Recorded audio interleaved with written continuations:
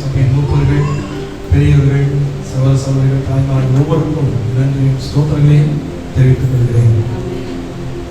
இயேசு கிறிஸ்து இன்றைக்கு தான் பிறந்தாரா என்று கேட்கிற கூட்டம் இன்றைக்கும் நம்முடைய மத்தியில் உண்டு. இன்னும் சொல்ல போனால் இயேசு இன்றைக்கு தான் பிறந்தாரா என்று கேட்கிற கூட்டம் அது இன்னும் அதிகமாகிக் கொண்டிருக்கிறத நாம் அறிந்திருக்க வேண்டும்.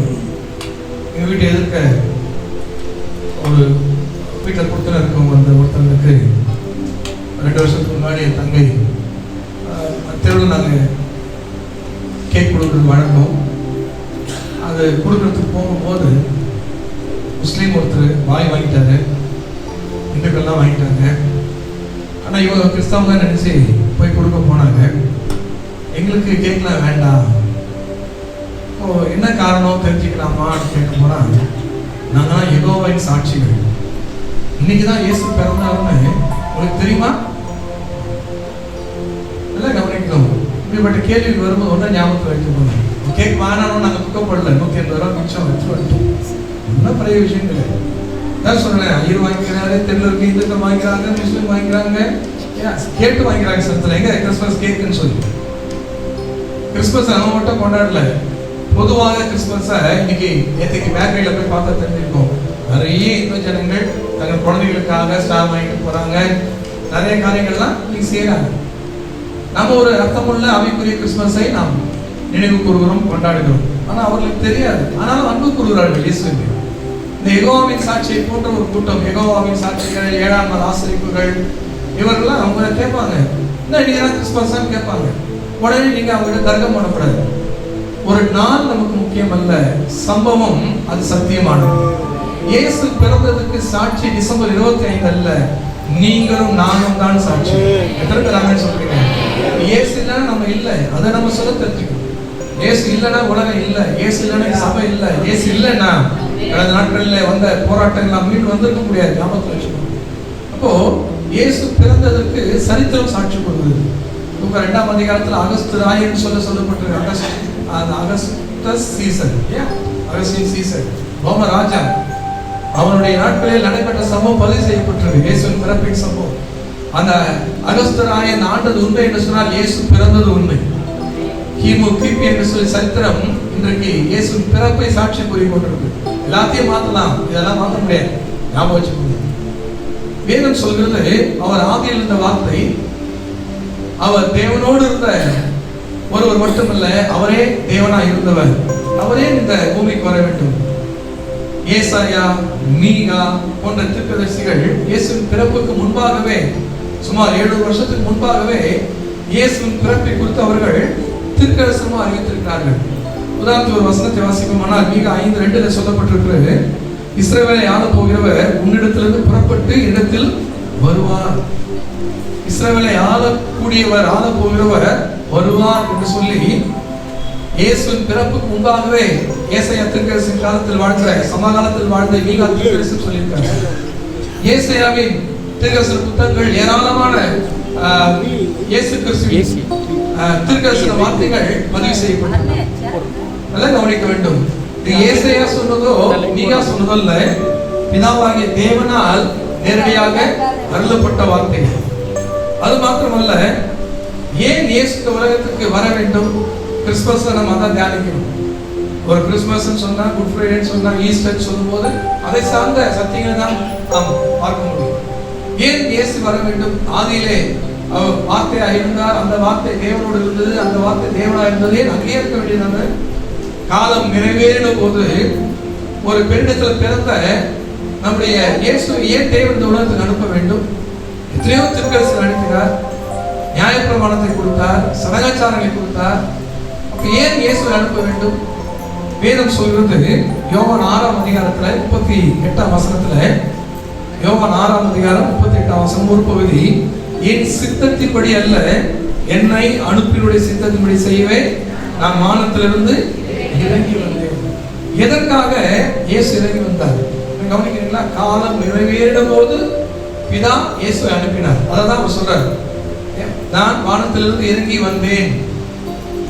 ஏன் அவர் அனுப்பப்பட்டு இறங்கி வர வேண்டும்? எபிரேயர் 10ஆம் அதிகாரம் அதற்கு ஒரு பதில் சொல்லப்பட்டிருக்கு. 7ஆம் வசனத்துல, தேவனே உமது சித்தத்தின்படி செய்ய இதோ வருகிறேன், உமது சித்தத்தின்படி செய்ய இதோ வருகிறேன். இயேசு வந்து என்ன செய்தாரு? இயேசுவின் காலத்துல 5 அப்பம் 2 மீன்களையும் 7 அப்பம் சிறுமீன்களை வைத்து ஆயிரக்கணக்கான ஜனங்களை ஆண்டவர் போஷித்தார். குஷ்டரோகிகளை குணமாக்கினார், மரித்தவர்களை உயிரோடு எழுப்பினார். எத்தனையோ சரீர பாடுகளிலே பிரச்சனைகளிலே மரணத்தை நோக்கி போய்கொண்டு விடுவித்தார். எல்லாம் உண்மைதான். இயேசு மட்டும் வந்து இது செய்யவில்லை.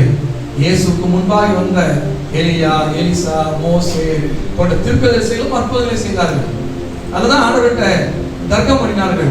மோசே 40 வருஷம் சாப்பாடு கொடுத்தாரு, என்னப்பா ஒரு நாள் சாப்பாடு கொடுத்து பெருசா நீ பேசுறேன்னு சொல்லி புரிந்து கொள்ள முடியாமல் அவர்கள் பேசினார்கள்.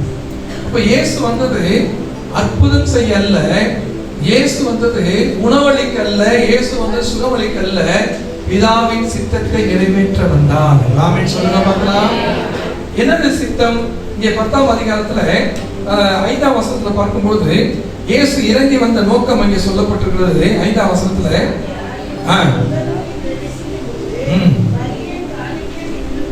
பலியையும் காணிக்கையும் விரும்பவில்லை, ஒரு சரீரத்தை எனக்கு ஆயத்தம் பண்ணினேன். கவனிக்கிறீங்களா? இயேசுவிட யூதர்களுக்கு மோசே ரொம்ப முக்கியம், இயேசுவை விட யூதர்களுக்கு ஆபிரகாம் ரொம்ப முக்கியம், இயேசுவை விட தாவீதும் யோசுவாவும் தீர்க்கதரிசிகளும் முக்கியம். அதுதான் எபிரேயர் புத்தகத்தில் 1, 2, 3 அதிகாரங்கள் பார்க்கும்போது அவர் ஆரோனிலும் யோசுவாவிலும் தீர்க்கதரிசிகளிலும் எல்லா தேவ தூதரிலும் பெரியவர் என்று சொல்லி இயேசுவின் மேன்மையை இந்த எபிரேயர் புத்தகத்தில் ஆவியானவர் எழுதி வைத்திருக்கிறார். இயேசுவின் சரீரம் இங்கே முக்கியப்படுத்தப்படுகிறது. காலகாலமாய் தூரம் போன மனிதன் பலிகள் மூலமாக கிட்டி செல்ல பார்க்கிறான். அந்த பலிகள் மூலமாக ஒரு பிரமாணத்தை தேவன் ஏற்படுத்தினார். ஆனால் அந்த பலிகள், அந்த மிருக பலிகள் தேவனை திருப்திப்படுத்த முடியவில்லை.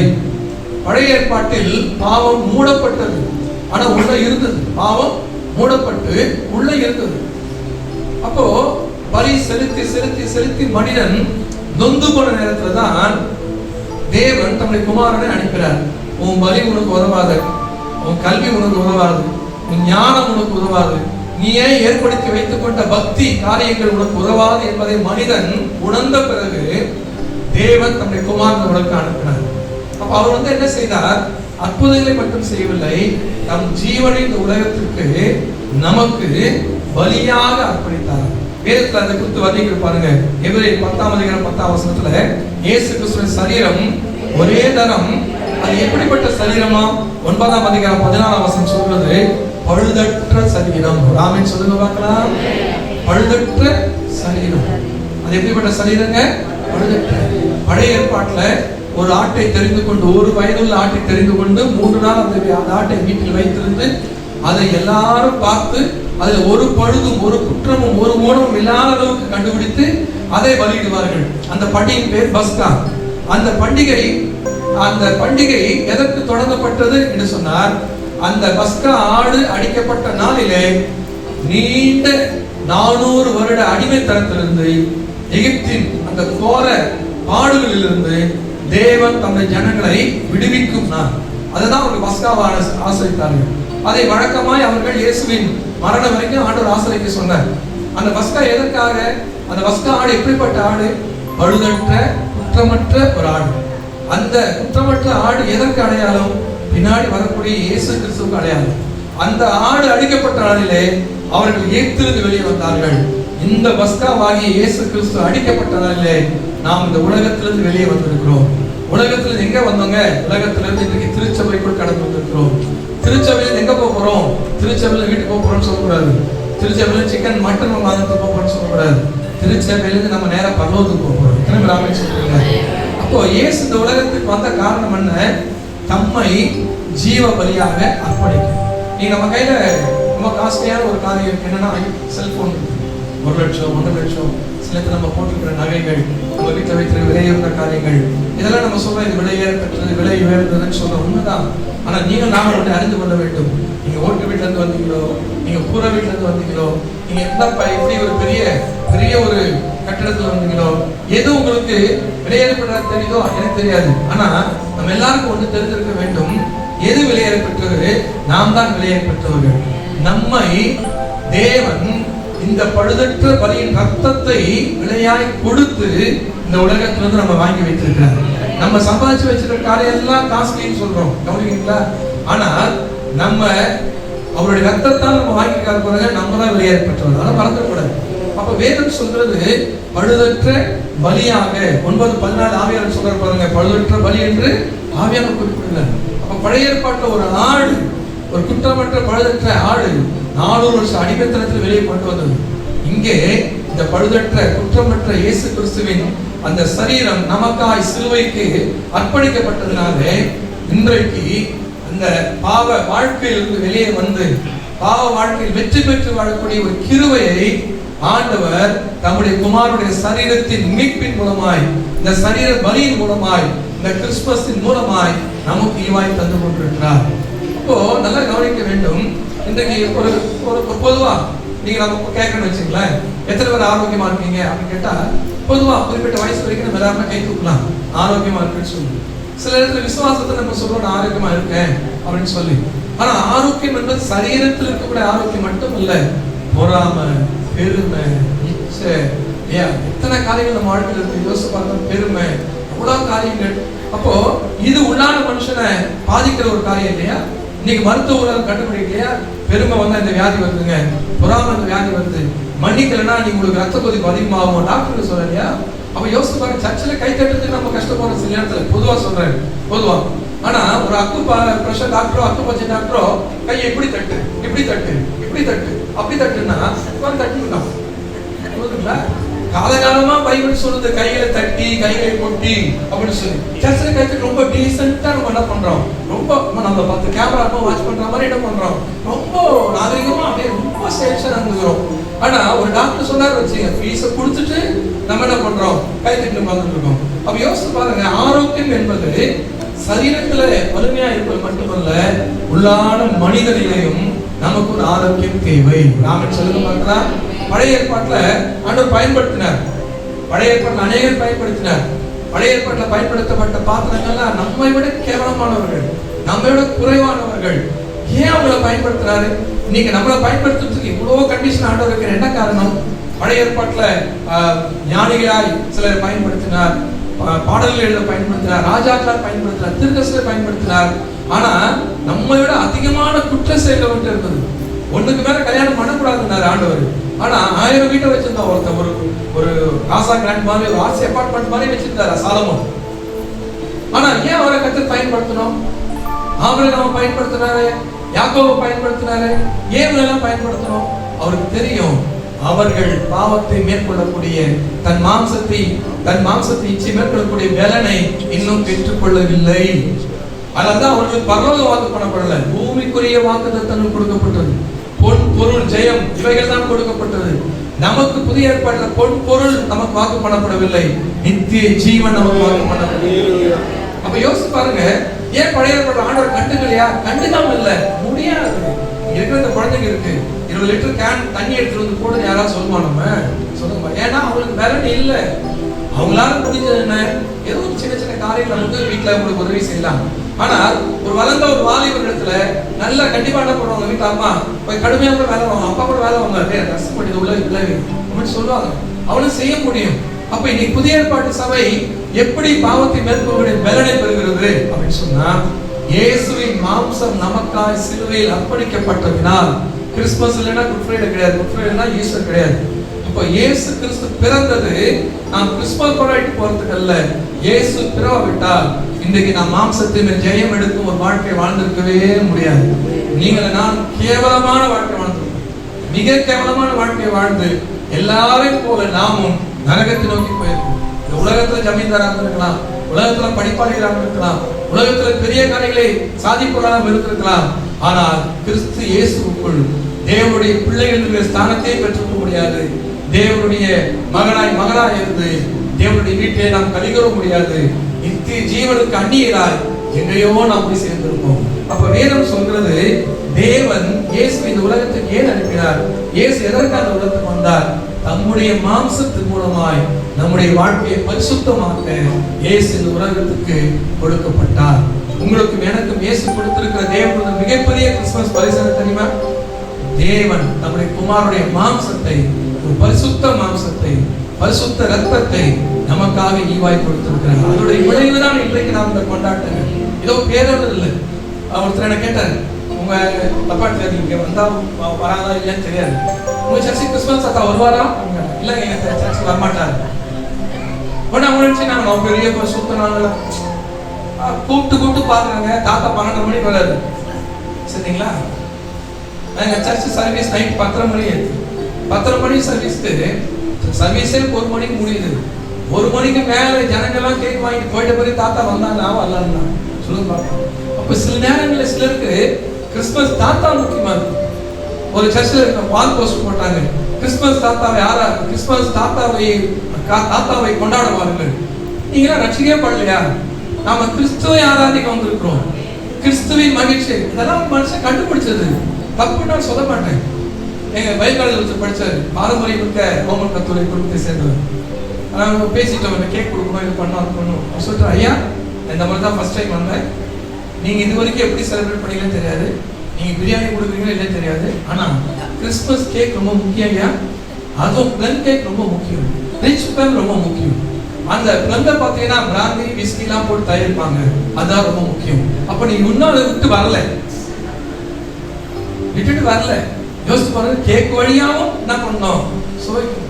இந்த கிறிஸ்துமஸ் என்ன, கேக்கு, ஸ்டார், இன்னைக்கு தாத்தா இல்லையா, எத்தனையோ காரியம். கிறிஸ்துமஸ்ல நம்ம இதெல்லாம் மனுஷன் கண்டுபிடிச்சது, ஆனா தேவன் கண்டுபிடித்து இந்த உலகத்துக்கு அனுப்பினது என்ன தெரியுங்களா? ஜீவ பலியாக தன்னுடைய குமாரனை இந்த உலகத்துக்கு அனுப்பினால்தான் இன்றைக்கு நாம் ஜெயம் எடுக்கும் வாழ்க்கை வாழ்ந்து கொண்டிருக்கிறோம். நம்ம தான் ஜெயம் பெற்றோமா?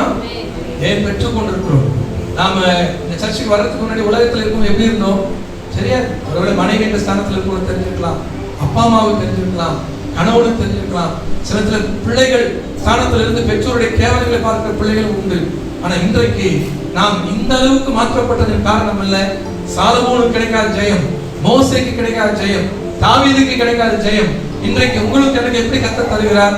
நமக்கு கர்த்தராகிய இயேசு கிறிஸ்துவின் மரணத்தின் மூலமாக, அவருடைய சரீரம் நமக்காய் அர்ப்பணிக்கப்பட்டதன் மூலமாக நம்முடைய வாழ்க்கையில நம்முடைய மாம்சத்தை மேற்கொள்ளக்கூடிய ஒரு பலனை தேவன் நம்முடைய வாழ்க்கையில ஒரு இலவச ஈவாக வழங்கி கொண்டிருக்கிறார். எத்தனை பேர் அதை தொடர்ந்து பெற்றுக்கொள்றதுக்கு ஆசை இருக்காங்க? ஒரு கேக் கொடுத்தா இன்னொரு கேக் கேட்கறதுக்கு ஆசையா இருக்காங்க. ஒரு கேலண்டர் கொடுத்தா இன்னொரு கேலண்டர் கேட்கறதுக்கு ஆசையா இருக்காங்க. சில ஒரு ட்ரெஸ் கொடுத்தா வீட்டுல வராதுங்க, சர்ச்சைக்கே வராதுன்னு கேட்க ஆசையா இருக்காங்க. ஆனா மாம்சத்தின் மேல் ஜெயம் எடுக்க நமக்கு ஒவ்வொரு நாளும் ஆசை இருக்க வேண்டும், ஒவ்வொரு வாரம் ஆராதனையில் ஆசை இருக்க வேண்டும். சில காரியங்கள் பார்த்தீங்கன்னா நமக்கே தெரியாது, நம்ம வாழ்க்கையில ஒழுங்கிட்டு இருக்கும். எனக்கு இச்சைன்னு இருந்தா இன்னொருத்தருக்கு பெருமை இருக்கும், அவருக்கு பெருமை வந்தா இன்னொருத்தருக்கு பொருளாசை இருக்கலாம், ஒருத்தருக்கு பொருளாசை இருக்குமான இன்னொருத்தருக்கு முன்கோபம் கடுக்கோபம் இருக்கலாம். இவை எல்லாமே மாம்சத்தை தீமைக்கு நேரம் நடக்கிற காரியங்கள். சில இடத்துல பயங்கள். இனிமேல் பாருங்களேன், நம்ம மெட்ராஸ்னாவே, சென்னைனாவே, ராயபுரம், எழுநகர், குறுக்குப்பேட்டை, வேசர்வாடி, இன்னும் அங்க பக்கம் போக போக எல்லா பகுதியிலுமே டிசம்பர் மாதம் வந்துட்டா நமக்கு ஒரு பயம் வர ஆரம்பிச்சோம். ஏன்னா இனிமேல் இப்படிதான் ஜனங்களாம் ஃபர்ஸ்ட் ஃப்ளோர்ல வீடு பார்க்க ஆரம்பிச்சிட்டாங்க. எனக்கு கவனிக்கிறீங்களா? ஆனா தூத்துக்குடியில ஃபர்ஸ்ட் ஃப்ளோர் முடிக்கிடுச்சு. அப்ப நம்ம எங்கதான் போறோங்க? வானத்துல வீடு கட்டி வாழ முடியாது. ஒரு பயம் வருது பார்த்தீங்கன்னா உலகத்துல. கவனிக்கிறீங்களா உங்களுக்கு? அப்போ பயப்படுறவர்கள் நரகத்துல முதல் லிஸ்ட்ல இருக்காங்க, அதை மறந்துடக்கூடாது. அப்போ வேதம் சொல்கிற காரியம் என்ன? கர்த்தருடைய கரத்துல எல்லாவற்றையும் ஒப்பு கொடுத்து, முன்கோபம், பெருமை, இச்சை, வீணான பயம், வீணான கவலை எல்லாமே மாம்சத்தை பாதிக்கிற காரியம்.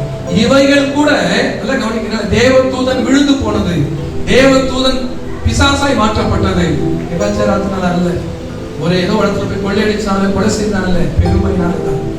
மோசே பாருங்க, அங்கே கடும் கோபம், முற்கோபம் கொண்டதுனால், ஒரு அவிசுவாசப்பட்டதுனால் அவர் கானானுக்குள்ள போக முடியாது. அப்ப யோசித்து பாருங்க, நம்ம வாழ்க்கையில ஏதோ ஒரு குடியும், ஏதோ ஒரு தவறு மட்டுமல்ல, நம்முடைய ஆவிக்குரிய வாழ்க்கையில, உள்ளான வாழ்க்கையில, ஆவிக்குரியத்துல வளர வளர நம்முடைய மாம்சத்தின் காரியங்களை நாம் புரிந்து கொண்டு வருகிறோம். பாருங்களேன், டெய்லி பெருகிருப்பீங்க வீட்டுல, அந்த கிறிஸ்துமஸ் கிளீன் பண்ணும்போது எவ்வளவு குப்பை எடுப்பீங்க? எடுத்தீங்களா இல்லையா? வீரோடியில, கட்டில இல்லையா, இவ்வளவு குப்பை எடுத்தோம். யோசித்து பாருங்க. இப்போ உங்களுக்கு ஏன் தெரியல, டெய்லி வீட்டை கிளீன் பண்ணிருப்பீங்க இல்லையா, எதை என்னவோ பண்ணீங்க, ஆனா கூட எங்க இருந்து எடுத்தோம்? யோசித்து பாருங்க. ஒரு வீடு விட்டு ஒரு வீடு வாடகைக்கு போகும்போது எவ்வளவு தேவையில்லாத காரியம் நம்ம வீட்டுல சேர்த்து வச்சிருக்கோம். எத்தனையோ காரியம் இருக்கும். அப்ப யோசித்து பாருங்களேன், ஒவ்வொரு காலகட்டத்தில் தான் நாம் கண்டுபிடிக்கிறோம். கிறிஸ்துவுக்குள் வளர வளர வளர நம்முடைய மாம்சத்தை அறிகிறோம். அந்த மாம்சத்தின் ஜெயத்தை பெறுவதற்கு உயிரோடு இருக்கிற ஜெயம் பெற்ற ஆண்டவருடைய துணையை நாடுகிறோம். இதுதான் உண்மையான கிறிஸ்துமஸ். எத்தனை பேர் ஆமென் சொல்லுங்க? சில கிறிஸ்தவங்க சொல்லுவாங்க, பாரம்பரிய கிறிஸ்தவ சொல்ல தப்பாட்டு, என்னோட பெரியவங்க இருக்கீங்க, நான் பாதியில் வந்தவன், ஆதியில இருந்தவங்களா இருக்காங்க, யோவான் காலத்துல இருந்து இருக்கவங்களா இருக்காங்க, சரிங்களா? இயேசுக்கே ஞானஸ்நானம் கொடுத்த யோவான் ஸ்நான காலத்துல இருக்கிற விசுவாசிகள் சபை இருக்காங்க. அப்படிதான் சொல்றாங்க. நீங்க எப்ப ரட்சிக்கப்பட்டீங்க? நான் சொல்றேன் 1989 லாஸ்ட்ல தான் ஆண்டுட்டாரு. நாங்கெல்லாம் 18ஆம் நூற்றாண்டிலே வந்துட்டோம். சரி, நல்லது, நான் மதிக்கிற பெரியவங்க இல்லைன்னு சொல்ல. ஆனா அவங்க வாழ்க்கையில அவங்க சாட்சியே ஒரு பிரம்மாண்டமா இருக்கு. என்ன சாட்சிங்களா? ஈஸ்டர் வந்துட்டா போதுங்க, இந்த வாத்து பெரியும் சாராயமும் எங்க பெரியவே முடியும். கிறிஸ்துமஸ் வந்துட்டா, கிறிஸ்துமஸ்னா வான்கோழிங்க, வந்து ஈஸ்டருக்கு வாத்து, ஆனா கிறிஸ்துமஸ்க்கு வான்கோழி, அதுக்கப்புறம் அப்படின்னா. அப்ப இதுல நீங்க எத்தனை கிறிஸ்துமஸ் கொண்டு என்ன பிரயோஜனம்? மாம்சத்தை சிலுவையில் அறியாமல், நம்ம கிட்ட இருக்கிற வியாதியை அறியாம, நோய் நாடின்னு சொல்லுவாங்க, நோய் நாடி நோய் முதல் நாடி. நம்ம நோயை கண்டுபிடிச்சாதான் நோய்க்கு மருந்து எடுக்க முடியும். நம்ம பாவத்தையே உணராம இந்த சர்ச்சில் அதிகமான கிறிஸ்துமஸ் கொண்டாடுற எத்தனை பேர் அப்படின்னா கை தூக்கினா பிரயோஜனம்? யோசிச்சு பார்க்கலாம், அதுல பிரயோஜனமே கிடையாது. அப்ப அத்தனை கிறிஸ்துமஸ், நான் 34வது கிறிஸ்துமஸ் கொண்டாடுற இன்னைக்குன்னா, அப்ப என் வாழ்க்கையில் இருக்கிற அத்தனை அழுக்குகள், ஏராளமான காரியங்கள் நீங்கி இருக்குமானால் என் வாழ்க்கையில் நான் ஆசீர்வதிக்கப்பட்டவன்.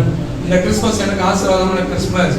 அதை விட்டுட்டு முன்னாடி ஓலை வீட்டுல இருந்து கொண்டாடணும், முன்னாடி வந்து நான் ஓடி வீட்டுல இருந்து கொண்டாடணும், இன்னைக்கு வந்து நாங்க இத்தனை ஸ்டார் கட்டி கொண்டாடுறோம், இன்னைக்கு வந்து இவ்வளோ, அதெல்லாம் அது பேர் கிறிஸ்தவம். அப்ப நம்ம ஆவிக்குரிய சபையில் இருக்கிறோம், நாம் ஆவிக்குரியவர்கள். வேதம் சொல்கிறது, தேவன் ஏன் இந்த இயேசுவை இந்த உலகத்தில் அனுப்ப வேண்டும்?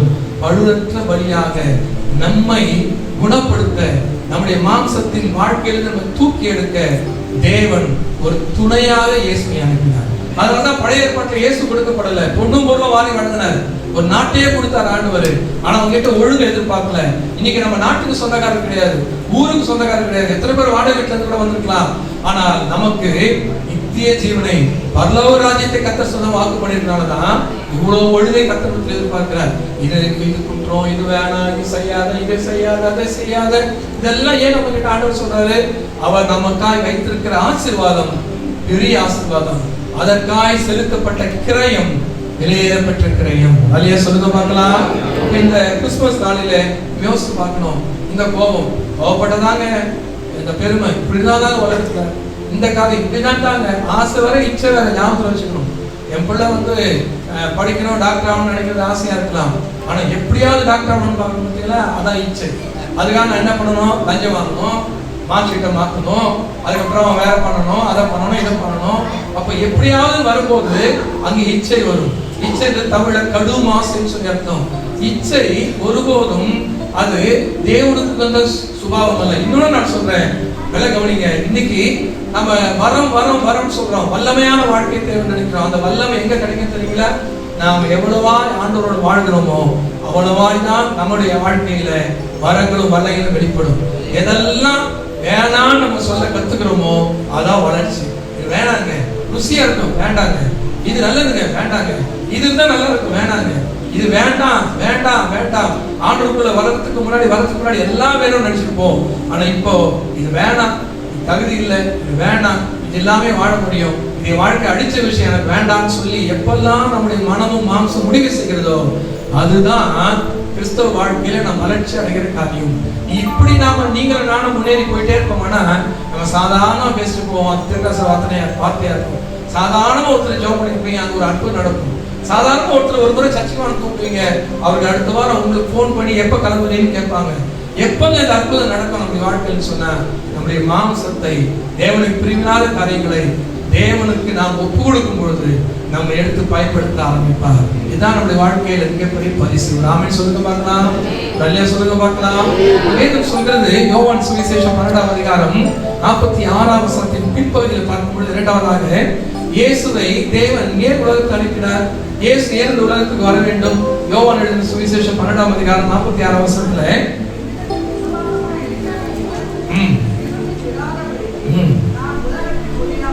நான் உலகத்தில் ஒளியாக வந்தேன். நம்ம சர்ச்சை அலங்கரிக்கிறதுக்கு எவ்வளவு அழகான நீங்க விளக்குவேன். ராத்திரியை பகலாக்கக்கூடிய அளவுக்கு இன்றைக்கு வெளிச்சம் தரக்கூடிய ரொம்ப அதிக சக்தி வாய்ந்த விளக்குகளை நீ பயன்படுத்தி இன்னைக்கு எத்தனை காரியங்கள் நடைபெறுகிறது. அப்போ ஒரு காலத்துல தீவெட்டி வச்சிருக்காங்க. அப்புறமா நம்ம கடைசியா பார்த்தது சின்ன சின்ன விளக்குகள், மெழுகுவர்த்தி, இதெல்லாம் நம்ம பார்த்தோம். அப்ப ஆண்டவர் உலகத்தில் ஒளியாக என்னன்னு சொன்னாரு. எதற்கு இது அடையாளமா சொன்னாரு? இந்த ஒளியின் தன்மை என்ன? வெளிச்சம் தரும். இருளின் தன்மை என்ன? இருளை வேதம் எதற்கு அடையாளமா சொல்லப்பட்டிருக்கு? மரணத்துக்கு, கசப்புக்கு, தேவனுக்கு எதிரான வாழ்க்கைக்கு, அந்த வெள்ளி சூனியங்கள், சத்துருவின் கிரியைகள், விழுகைகள், வீழ்ச்சிகள், இதுக்கெல்லாம் இருட்டு காரணமாய் பயன்படுத்தப்படுகிறது. அப்போ வெளிச்சம் எதற்கு அடையாளம் அப்படின்னு சொன்னா, வெளிச்சம் நன்மைகளுக்கும் தேவன் தருகிற ஆசீர்வாதங்களும் காரணமா இருக்குது.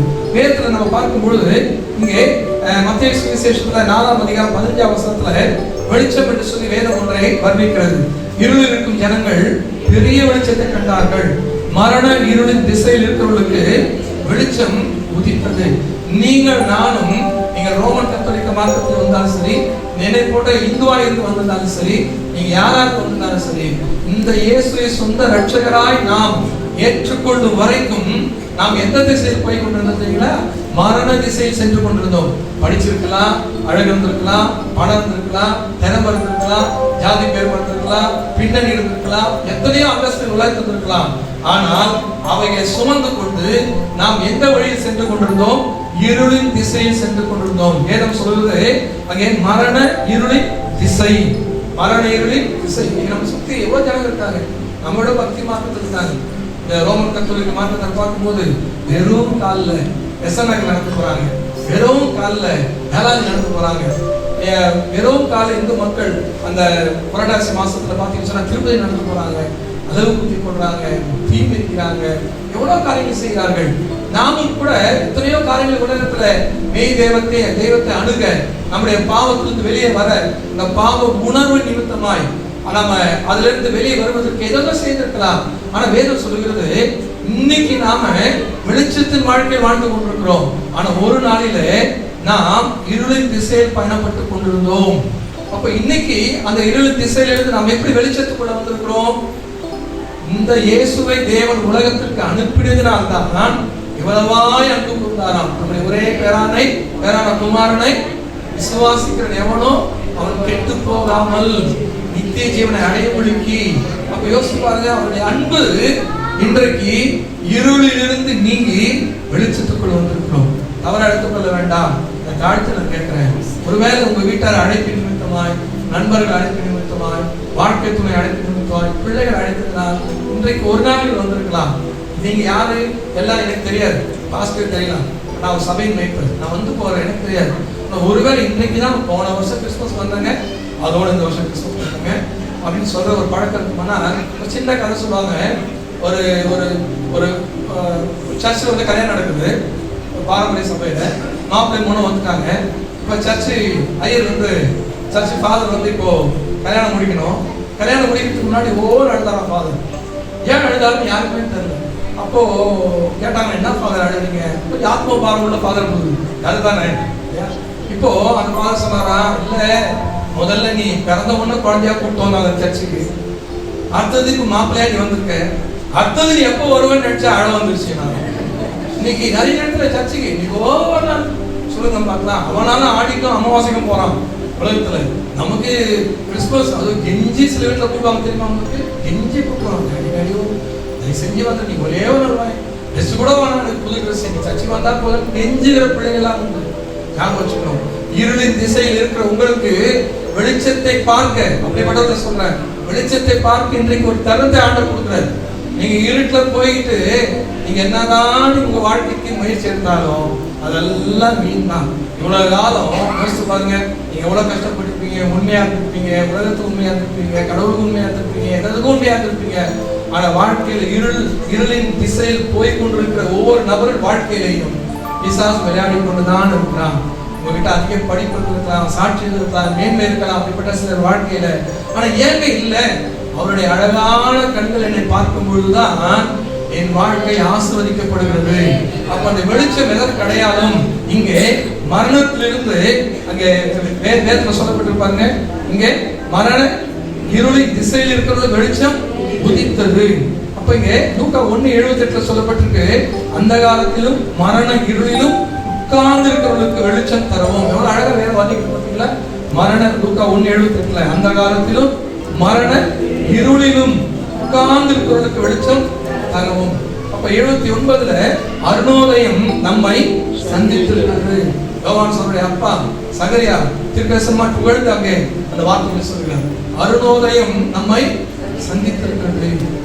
அப்ப அந்த அருணோதயம் வெளிச்சம் வர வரைக்கும் உலகம் இருட்டில் இருக்கு. அது மகா அலெக்சாண்டரா இருந்தாலும் சரி, அது பெரிய நெப்போலியனா இருந்தாலும் சரி, அது எவ்வளவு பெரிய வல்லரசுகளா இருக்கட்டும், வேதம் சொல்கிறது அவர்கள் இருளிலே வாழ்ந்து இருளோடு போய் சேர்ந்து விட்டார்கள். நல்லா கவனிக்கிறீங்களா? மரண இருளின் திசையில் இங்க சொல்லப்பட்ட லூக்கா 1:78 அந்த காலத்திலும் மரண இருளிலும் உட்கார்ந்து இருக்கிறது.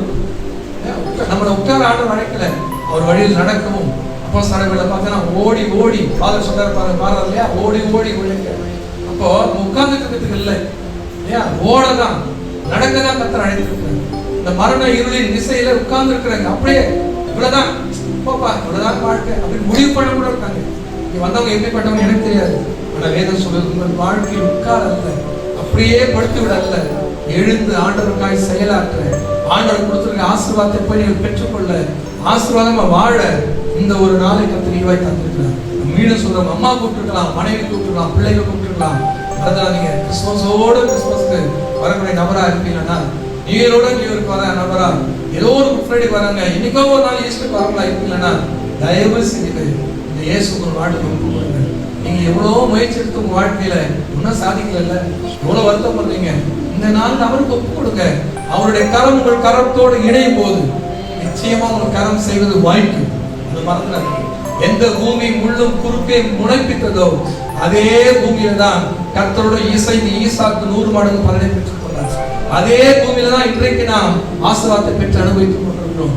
அப்ப வேதம் சொல்கிறது, இங்கே வெளிச்சம் என்பது ஒரு மரண காரியங்களை, ஆசீர்வாதத்தை அழிக்கிற, நம்முடைய ஜீவனை அழிக்கிற, நரகத்தை நோக்கி நம்மை கொண்டு செல்கிற எல்லா காரியத்திற்கும் அழகாது. பழைய ஏற்பாட்டுல பாருங்க, மரணத்தை குறித்து தாவீது எப்படி வர்ணிக்கிறார்? மரண இருளில் பள்ளத்தாக்குன்னு சொல்ல, மரண இருள் பள்ளத்தாக்கு. ஆனா புதிய ஏற்பாட்டுல மரணத்தை பவுல் என்னன்னு சொல்றாரு? ஆவியானவர் மூலமாக நித்திரை என்று சொல்றாரு. அப்போ இந்த உலகத்துல வாழ்ந்த பரிசுத்தவான்கள், இந்த உலகத்தை விட்டு தேவ சித்தத்தை நிறைவேற்றி கடந்து போனவர்கள் மரணத்தை ருசிக்கவில்லை. அவர்கள் தேவனுடைய சமூகத்தில் நித்திரை அடைந்து இளைப்பாறை கொண்டிருக்கிறார்கள். இயேசு மீண்டும் வரப்போகிறார். அவர் குழந்தையா வந்தார், நம்மை அவர் புருஷனாகி சிலுவைக்கு போய் ரட்சித்தார். மீண்டும் வரப்போகிறவர் அவர் ராஜாவாக வரப்போகிறார். நியாயாதிபதியா உலகத்தை நியாயத்திற்கு வரப்போகிறார். அப்ப அவருடைய நியாயத்திற்குள்ள, அவருடைய ராஜ்யத்தில் பங்கு பெறும் ஒரு சந்தோஷத்தோட கர்த்தருடைய பிள்ளைகளும் பரிசுத்தவான்களும் இந்த பாதையில் கடந்தவர்கள் இளைப்பாறை கொண்டிருக்கிறார்கள். எவ்வளவு பெரிய காரியத்தை! மரணத்துக்கு பயப்படாத உலகத்தில் யாருமே கிடையாது. யோசித்து பாருங்க, யாருமே கிடையாது மரணத்துக்கு பயப்படாது. சின்ன பிள்ளைகளுக்கு கூட பயம் வருது பாத்தீங்கன்னா. சின்ன பிள்ளைகளுக்கு கூட பாத்தீங்கன்னா, இந்த சர்ச்சை சபையில வெளியில பாத்தீங்கன்னா கேரள் வரும்போது கிறிஸ்துமஸ் தாத்தா வந்தாங்கன்னா நம்மளாம் செய்வோம். சின்ன குழந்தை பயம் பாத்தீங்கன்னா, குழந்தை கூட பயந்து. அவன் யோசித்து பாருங்க, பார்த்தா பயம் எல்லாருக்கும் தெரியும். ஆனா மரண பயன்றது எல்லாருக்கும் உண்டு உலகத்துல. ஆனா அந்த மரண பயத்திலிருந்து நம்மை விடுவிக்க எபிரேயர் 2:14 சொல்கிறது, மரண பயத்திலிருந்து விடுவிக்க அந்த மரணத்தை அவர் ருசித்தார். அப்ப அந்த மரணத்தை அவர் ருசித்ததனால்தான் இந்த மரண இருளில் இருந்த ஜனங்களை விடுவிக்கும் ஆற்றலை அவர் பெற்றுக்கொண்டார். ராமன் சொல்லுங்க பார்க்கலாம். நீங்க உட்காந்துருக்க அந்த மக பக்கத்துல ஒரு தேள் இருக்கு, சரிங்களா? அது நல்லா பொழுது தூங்கிட்டு இருக்கு. எங்க இருந்து வந்தது? எங்கே வெள்ளத்துல அடிச்சு வந்துச்சு, எங்கேயோ ஒரு ஒளிஞ்சிருந்து. கிறிஸ்துமஸ் சர்வீஸ் அதுவும் வந்திருக்கு. இப்போ திடீர்னு பார்த்து நான் சொல்லிட்டேன், பக்கத்துல தேடு. உடனே அந்த அம்மா என்ன பண்ணுவோம்? ஆவியில் இருந்தானே பற்றி பேசுவாங்களா? என்ன பண்ணுவோம் சொல்லுங்க, பயம் தான் வரும். ஆனா அதே கொஞ்ச நேரத்துலாம் பாத்தீங்கன்னா அந்த தம்பி சிரிக்கிறான். நான் வந்து அந்த தேலை போட்டது நேற்றுக்கு அவங்க ஏரியா கிறிஸ்துமஸ் அதான் தேல் பொம்மை முடிச்சு போயிட்டாரு, சரிங்களா? இப்ப அவன் என்ன பண்றான்? அவன் சிரிக்கிறான், அந்த அக்காவை ஏமாச்சிடணும். இப்ப அந்த அக்காவுக்கு என்ன ஆகும்? அதுதான் மரணம். நம்ம வாழ்க்கையில மரணத்துக்கு பயப்படாத யாருமே, எந்த ஊழியர், எந்த பரிசுத்தவான் யாரும் கிடையாது. ஆனா அந்த மரணத்தை உண்மையிலேயே ருசிக்கக்கூடிய ஒரு நாள் கர்த்தர் வருகை தாமதித்து உங்களுக்கு எனக்கு ஒருவேளை வருமானால், கர்த்தர் வருகை தாமதித்து அந்த நாள் வருமானால் நிச்சயமாக இந்த வெளிச்சத்தை அனுபவிக்கிறவர்கள் இந்த மரணத்தை கண்டு பயப்பட மாட்டோம். ஏனென்று சொன்னார், இந்த மரண இருளின் திசையில் இருந்த நம்மை இந்த வெளிச்சத்துக்கு நேராக, ரட்சிப்புக்கு நேராக இயேசு என்றைக்கோ நடத்தி விட்டார். நாமே சொல்லுங்க பார்க்கலாம், ஒரு அல்லையா சொல்லுங்க பார்க்கலாம். வேலை நம்ம கூட இருக்கவங்களுக்கு அது துக்கம் பார்க்கலாம். ஏதாவது வீட்டுக்காரு ஃபாரின் போயிட்டு கடன் வாங்கிட்டு போய் குடும்பத்தை ஆசீர்வதிப்பதற்காக முன்னேறி போனா கூட ஒரு வருத்தம் இருக்கதான் செய்யும். அந்த காலத்துல லெட்டர் போட்டா 3 மாசம் வருமா, ஒரு முறை தான் வருமா. இப்பதான் பாத்தீங்கன்னு சொன்னா வீடியோ கால்லாம் இருக்கு. ஆனால் கூட பக்கத்துல மாசம் வந்து வீட்டுக்கார பணம் சம்பாதிக்க தான் போனார், நீதான் அமைச்சு வச்சு ஏன் வருத்தப்படுறா கூட நமக்குள்ள ஒரு வருத்தம் இருக்கதான் செய்யும். உண்மையா நேசிக்கிறவர்கள் வருத்தம் இருக்கதான் செய்யும். இந்த உலகத்தில் நம்மை விட்டு போனவர்களுக்கா நாம் பரிதவிக்கிறோம். நாம் ஒருவேளை வருகை தாமதித்து இந்த உலகத்தை விட்டு போவோம்னா நம்மை சேர்ந்தவர்கள் நேசிப்பவர்கள் பரிதவிப்பார்கள், இல்லைன்னு சொல்லல. ஆனால் இது மரணம் அல்ல, இது நித்தியம் அல்ல, இது நிச்சயம் அல்ல. மரண இருள் இருந்த என் வீட்டுக்காரர், மரண இருந்த என் சொந்தம், மரண இருளில் நடந்த இந்த நபர் எனக்கோ வெளிச்சத்தை கண்டார். ஆகவே நான் சந்தோஷப்படுகிறேன், ஒரு ஆறுதல் படுகிறேன், எனக்கு ஒரு நம்பிக்கை உண்டு, நான் வருகையில் அவர் சந்திப்பேன். ஆமென் சொல்லுங்க. யாராயிரம் நேசித்தவர்களை இழந்திருக்கலாம், நேசித்தவர்கள் நீங்கள் இழந்து சில சின்ன வயசுல இழந்திருக்கலாம். எவ்வளவு வயசானாலும் சில நேரத்தில் நம்ம விட்டு போனவர்கள் நினைக்கும் போது நமக்கு சில காரியங்கள் யோசிக்கிறோம். அப்ப யோசித்து பாருங்க, அந்த அந்த யோசனைகள், அந்த கவலைகள் ரொம்ப பெருசு அல்ல, ரொம்ப பாரம் அல்ல. நித்தியத்தில் நாம் அவர்கள் சந்திப்போம். ஏனென்றால் அவர்கள் வாழும் காலத்துல மரண இருளில் போய் கொண்டிருந்தார்கள். அவர்கள் இயேசு கிறிஸ்துவின் வெளிச்சத்துக்குள் வந்து விட்டார்கள். ஆகவே நாம் அவர்களுடைய மரணத்தை குறித்து நம்ம பயப்பட வேண்டிய அவசியம் இல்லை, கவலைப்பட வேண்டிய அவசியம் இல்லை. அவருடைய வாழ்க்கை நித்தியத்தில் நிலைப்பாடி கொண்டிருக்கிறது. நிறைய சொல்லுங்க பார்க்கலாம், ராமன் சொல்லுங்க பார்க்கலாம். அப்போ வேதம் சொல்கிறது இந்த வெளிச்சம் என்பது தேவன் நமக்கு கொடுத்திருக்கிற ஒரு ரட்சிப்புக்கு, நித்தியத்துக்கு ஒரு அடையாளமா இருக்கிறது. இரண்டாவதா நாம் பார்க்கும்போது அப்போஸ்தலர் நடவடிக்கைகள் 12ஆம் அதிகாரத்துல 7ஆம் வசனத்துல இந்த வெளிச்சம் எதற்கு அடையாளமா இருக்கிறது? வெளிச்சம் எந்த வசனத்தின் அடிப்படையில் நான் சொல்லிக் கொண்டிருக்கிறேன்? யோவான் 12:46 பின்பகுதியில் ஆண்டவர் சொன்னார், நான் உலகத்தில் ஒளியாக வந்தேன். அப்ப இந்த வெளிச்சம் எதற்கு அடையாளம்? 12ஆம் அதிகாரம் 7ஆம் வசனம் கர்த்தர் தருகிற தேவ பாதுகாப்பிற்கு அடையாளம். ஏரோது இந்த பேதுருவை மறுநாள் காலையில கொண்டு வந்து என்ன விட செஞ்சிருக்கலாம், ஏற்கனவே ஒரு சீஷனை கொண்டு விட்டான். இப்போ ஏரோது பேதுருவை அழைத்து அவன் என்ன விட செஞ்சிருக்கலாம், அவனை கொல்வது யூதர்களுக்கு சந்தோஷம் சொல்லும் போது அதை நிறைவேற்றிருக்கலாம், நமக்கு தெரியாது. ஆனா அதுக்கு முந்தின ராத்திரியில பேதுருவின் அறையிலே ஒரு வெளிச்சம் பிரகாசிக்கிறது.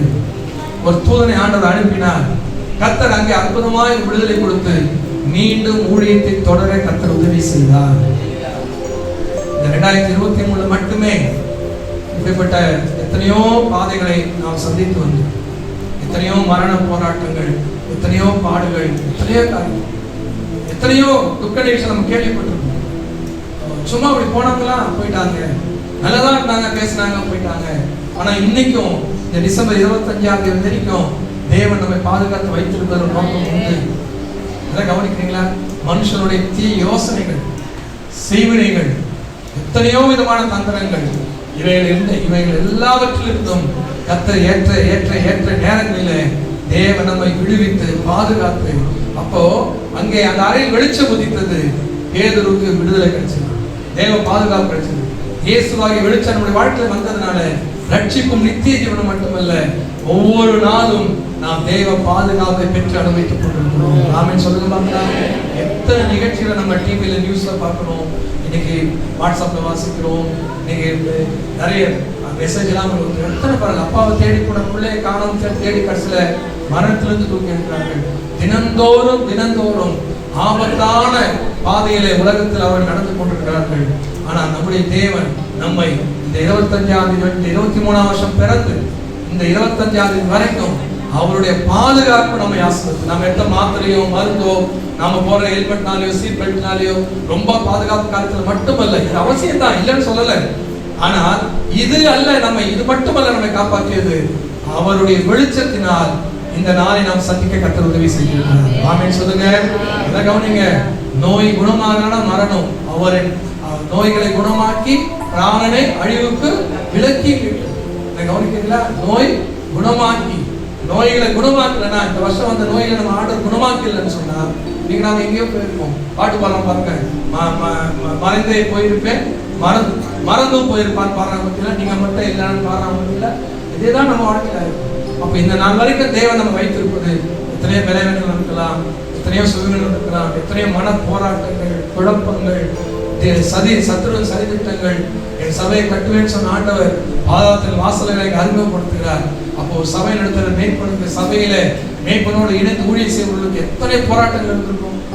நல்ல பரிசுத்த வாழ்க்கை வாழ்கிற கர்த்தருடைய பிள்ளைகளுக்கு சாதாரண விசுவாசிகளோட அதிகமான போராட்டம் இந்த வருஷம் இருக்கும்.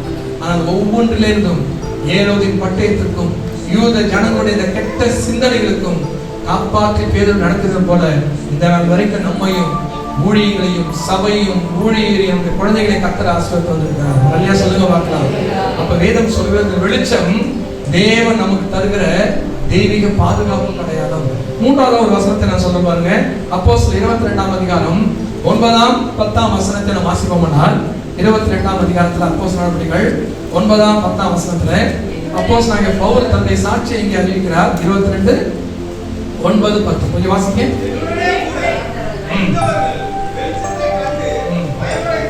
போதுங்க. வெளிச்சத்தை கண்டு பயப்படாங்க. இங்க சவுல் என்கிற பவுல் என்று அழைக்கப்பட்ட சவுல் ஒரு வெளிச்சத்தை கண்டார். அப்போஸ்தலர் 9 சொல்லப்பட்டிருக்கு. ஒரு வெளிச்சத்தை கண்டார். அந்த ஒளியின் பிரகாசத்தினாலே சூரியனோட நடுப்பகல் சூரியனை விட அதிக வெளிச்சம் கொண்டிருக்கணும். அப்ப அந்த வெளிச்சம் அவருடைய பார்வையை குருடாக்கியது, அவர் கண்களை குருடாக்கியது. ஒரு 3 நாள் கஷ்டப்பட்டார். நல்லா கவனிக்கிறீங்களா? இந்த வெளிச்சம் அவருடைய வாழ்க்கையில கண்ணை குருடாக்க வந்தது இல்லைங்க, கண்ணை திறக்க வச்சு அவர் கண்ணில் இருந்து சிரிப்போன்னு விழுதான். அவர் என்ன நினைச்சாரு? கிறிஸ்தவரை கொல்வதும், கிறிஸ்தவரை துன்பப்படுத்துவதும், கிறிஸ்தவ ஊழியர்களை சேவான் உட்பட ஊழியர்களை துன்பப்படுத்துவதுதான் நான் தேவனுக்கு செய்கிற தொண்டு நினைச்சாரு. ஏன்னா அது பழைய ஏற்பாடு. ஆனா ஆண்டவர் தன்னுடைய சுய சித்தத்தில் போய் கொண்டிருந்த ஒரு மனிதனை, ஒரு ஞானியை, உலக பிரகாரம் ஒரு ஞானியை, ஒரு கல்விமானை தம்முடைய சித்தத்துக்குள் கொண்டு வர ஒரு வெளிச்சத்தை அனுப்பினார். சில நேரங்களில் கர்த்தர் அவர் சித்தத்தின் மையத்தில் கொண்டு வர சில காரியத்தை ஆஃப் ஆக்குறார். பவுல அங்க கூட்டாட்டம் பிடிக்க வச்சார். 3 நாள் கண்ணு தெரியாம இருந்தார். ஆனா கண்ணு தெரியலன்னு அவர் எங்கேயோ போய் ஒரு டாக்டர் தேடி போல ஜெபித்துக் கொண்டிருக்கிறார். அவருக்கு தெரிஞ்சிச்சு தேவன் இடைப்படுகிறார். நம்ம ஆண்டுடைய வழியில லைன்ல போயிட்டே இருந்தோம் வச்சுங்களேன், நிச்சயமா நமக்கு தெரியும் இந்த தடுமாட்டம் ஏன், இந்த தடை ஏன், இது தேவனால் ஏற்படுத்தப்பட்ட தடையா, இது பிசாசால் ஏற்படுத்தப்பட்ட பாதிப்பா, நம்ம கண்டுபிடிக்க முடியும். அப்ப வேதம் சொல்றது அங்கே இந்த வெளிச்சம் எதற்கு அடையாளம்? தேவ சித்தத்தின் மையத்தில் நம்மை கொண்டு வருவதற்கு அடையாளம். நாம சொல்ல மாட்டோம். இன்னைக்கு போறீங்க ஹைதராபாத் இருக்கு, அப்புறம் நான் சொல்ல பனானா லீஃப் இருக்கு, அப்புறம் நீங்களே ஆர்டர் பண்ணிருக்கீங்க, நீங்களே செஞ்சுருப்பீங்க. சில வீட்டில் அந்த அம்மாவே செஞ்சு நீங்க பிரியாணி உப்புமா வைப்பாங்க. சில நாள்ல சில வீடுகளில் பார்த்தீங்கன்னா அந்த வீட்டு தலைவரை என்ன பண்ணுவாரு, இன்னைக்கு நீருமா நான் உனக்கு சமைக்கிறேன்னு சொல்லி பேர் தெரியாத ஒரு டிஷ் செஞ்சு கொடுப்பாரு. அதுக்கு நம்ம பிரியாணின்னு சொல்றோம். இதெல்லாம் நடக்கும். இதெல்லாம் பரவாயில்லைங்க, பிரியாணி வேஸ்ட் ஆயிடுச்சுன்னா பரவாயில்ல, சாப்பிட்டு முடிச்சிடலாம். இந்த கடையில இல்லைன்னா அந்த கடையில வாங்கிக்கலாம். இந்த கடையில மற்றவனுக்கு போனா அந்த கடையில வெள்ளாடு பாத்தம் போயிட்டு ஏன் அப்ப செம்மறி எங்கதான் போச்சு நமக்கு தெரியாது. இந்த பர்ஸ் வாங்குறதுக்கு, அப்புறம் இந்த பெல்ட் வாங்குறதுக்கு, ஷூலாம் வாங்குறதுக்கு இந்த பெரிய பெல்ட் போனீங்கன்னா அவன் சொல்றதெல்லாம் பார்த்தா நம்ம ஆச்சரியமா இருக்கும். சார் வெள்ளாடு சார், மாடு சார், இடம் மாடு சார், மாடுன்னு சொல்லவே மாட்டான், எல்லாமே ஆடுதான். அப்ப மாடுலாம் எங்க போகுது, அது தோல் எங்க போகுது? இந்த கடைக்கு போறோம், மட்டன் இல்லை, அந்த கடைக்கு போறோம், முடிஞ்சிருச்சு. ஆனால் வாழ்க்கையில சில பெரிய விஷயங்கள் இது இல்லைன்னா அது இல்லைன்னா இது மாற்ற முடியாதுங்க. ஞாபகத்தில் வச்சுக்கணும். அப்போ இயேசு சொல்லி கொடுத்தார் ஜெபிக்க, உன் சித்தம் பரமண்டங்களில் செய்யப்படுவது போல பூலோகத்திலும், பூலோகத்திலும் பூமியில அல்ல, உங்களுடைய என்னுடைய தனிப்பட்ட வாழ்க்கையில். இது ஏதோ தோசை இல்லைன்னா உப்புமா மாதிரி, பிரியாணி இல்லைன்னா அது மாதிரி, இது இல்லைன்னா அந்த ஹோட்டல் இந்த ஹோட்டல் மாதிரி கிடையாது. சில சித்தம், சில முக்கிய விஷயங்கள் நம்முடைய வாழ்க்கையில அவருடைய பரிபூர்ண சித்தத்துக்குள் தேவன் நம்மை கொண்டு வந்தால்தான் நாம் திருப்தியை பெற முடியும். அப்பதான் நம்முடைய வாழ்க்கையில் ஆசீர்வாதத்தை பெற முடியும். கடந்த நாள் ஒரு மனோதத்துவ மருத்துவர், கிறிஸ்துவ மனோதத்துவ மருத்துவர் வாலிபுடைய ஞாபகம் வச்சுங்க, பெரியவங்க கேளுங்க. சொல்ல இன்னைக்கு நாம் எடுக்கிற தீர்மானம் 20 வருஷத்துக்கு பிறகு, சுமார் 20 வருஷத்துக்கு பிறகு அது என்னவா இருக்கும்? ஒரு மகனை கல்யாணம் பண்றோம், ஒரு மகளை கல்யாணம் பண்றோம்னா கூட இந்த மகன் அல்ல இந்த மகள் ஒருவேளை அவங்க விரும்புறாங்களோ அல்ல பெற்றோர் தான் பார்த்து தேர்வு செய்யறாங்களோ, எல்லா கல்யாண நோட்டீஸ்ல ஒரு வார்த்தை போட்டுருவோம், இந்த காரியம் கர்த்தரால் வந்தது, அது போலீஸ் ஸ்டேஷன்ல இருந்து வந்ததா, லாயர் கிட்ட இருந்து வந்ததா, அது எங்க இருந்து வந்து அவங்களுக்கு தான் தெரியும். பொதுவா போட்டுறது ஒரு வசனம். கடந்த ஒரு கல்யாணம், அது ப்ரூஃப் பார்த்து கொடுத்தேன், தம்பி வசனம் போடலையா, ஏன் நீங்களே போட்டுக்கன்ட்டான். போட்ட 1.5 வருஷத்துக்கு முன்னாடி அவன் செலக்ட் பண்ணிட்டான். ஆனா ஒரு வசனத்தை அவனால செலக்ட் பண்ண முடியும். அவன் சொல்லிட்டா, ஐயா நீங்களே ஒரு வசனம் போட்டுங்கன்ட்டான். முடிஞ்சிச்சுங்களா? இப்ப யோசிச்சு பாருங்க, எந்த விஷயமா இருக்கட்டும், அடுத்த 20 வருஷத்துல இந்த வாழ்க்கை துணை அல்லது நான் தேர்ந்தெடுக்கிற இந்த வேலை, நான் தேர்ந்தெடுக்கிற இந்த காரியம், இது என் வாழ்க்கையில் எந்த மேன்மையை கொடுத்திருக்கும், என்ன ஆசீர்வாதத்தை கொடுத்திருக்கும், என் சாட்சியை வளர்த்திருக்குமா, என் சாட்சியை கேவலப்படுத்திருக்குமா, இதெல்லாம் சிந்திக்காமல் இன்றைக்கு கிறிஸ்தவர்களும் விழுந்து கொண்டிருக்கிறார்கள். ஞாபகத்தில் வைத்துக் கொள்ளுங்க, கிறிஸ்துவின் பிறப்பு அன்றைக்கு சவுலுடைய வாழ்க்கையில பவுலாய் ஒரு பெயர் மாற்றம் அல்ல, தேவ சித்தத்தின் மையத்தில் கொண்டு வரப்பட்ட ஒரு வாழ்க்கை. அந்த வாழ்க்கை ராமன் சொல்லுங்க பார்க்கலாம். நம்ம மாஸ்டர் சாட்சி சொன்னாங்க, நான் வெளியே கேட்டுக்கேன், பைபிள் காலேஜ் சொல்லியிருக்காங்க. சர்ச்சில் கடைசியா நான் கேட்டது ஒரு 3 வருஷத்துக்கு முன்னாடி, 2 வருஷம் முன்னாடி மயிலாப்பூர் சர்ச்சில் எல்லாம் தெளிவா சொன்னாங்க. யோசிச்சு பாருங்க, அப்போ நானா அவனா, அந்த விஷயமா இந்த விஷயமா, நான் ஒருத்தர் பிரச்சனை கொடுக்கணுமா, அது என் வாழ்க்கையை நான் முடிக்கணுமா? அப்ப தேவ சித்தத்தின் மையத்தில் அந்த வெளிச்சம் கொண்டு வந்ததுனால தான் உங்களுக்கு எனக்கும் இந்த பகுதியில ஒரு ஆசீர்வாதமா பாத்திரமா வைத்திருக்கிறார். அப்ப யோசிச்சு பாருங்க, உங்க வாழ்க்கையில என் வாழ்க்கையில கூட அவர் ஐயாவுக்கு தான், எனக்கு தான், உங்களுக்கு தான், ஒருத்தருக்கு தான் இல்ல, ஒவ்வொருவரையும் நேசிக்கிறார். அப்ப உங்க பிள்ளைகளுக்கு நீங்க ஒவ்வொரு விஷயம், திருமணமா இருக்கட்டும், வேலையா இருக்கட்டும், வாழ்க்கைக்கு எந்த நல்ல விஷயமானாலும் சரி, நீங்க விரும்புறது தப்பு இல்லை, ஒரு விளம்பரத்தை பார்ப்பது தப்பு இல்லை, நீங்க யோசிப்பது தப்பு இல்லை. ஆனா ஆண்டவரே, இதை நாங்க விரும்புறோம், இது நல்லா இருக்கும்னு நினைக்கிறோம், ஆனா இதுல இருக்கிற மறைவான காரியம் எங்களுக்கு தெரியாதுப்பா, தேவ சித்தம் நிறைவேறட்டும்.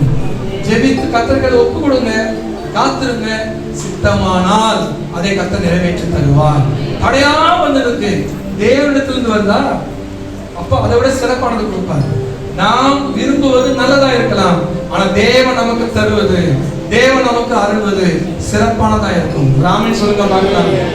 அதனால தப்பாடுத்தீங்களா, யாரும் தப்பாடுத்தாதீங்க. நீங்களாம் எங்களுக்கு பாசிட்டிவ் கூட ஆதரவு கொடுப்போங்க, தப்பாடுத்தாதீங்க. கடந்த நாள் ஒரு பத்திரிகை ஒரு செய்தி வந்தது, ஒரு கல்யாணத்துக்கு ஒரு மணப்பெண்ணுக்கு 6 லட்சம் ரூபாய் செலவு பண்ணாங்க, மேக்கப்புக்கு மட்டுமே 6 லட்சம் ரூபாய். எப்பா இவ்வளவு பட்டி பார்ப்பாங்க, 6 லட்சம் ரூபாய் எவ்வளோ நீங்களாம் பவுடர் போட்டு வந்து எவ்வளோ அழகா இருக்கீங்க. நான் கூட போட்டு வந்தேன், 5 மணிக்கு போட்டேன், ஒரு சர்வீஸ் முடிச்சுட்டு வந்தேன், போயிடுச்சு. இலவ மாதிரி இலவ மாதிரி தான் எனக்கு தேவைப்படாது, என் கலருக்கு தேவை, ஏதோ போட்டு வந்தேன். அதுக்கு நான் 6 லட்சத்துக்காக போடுறேன்.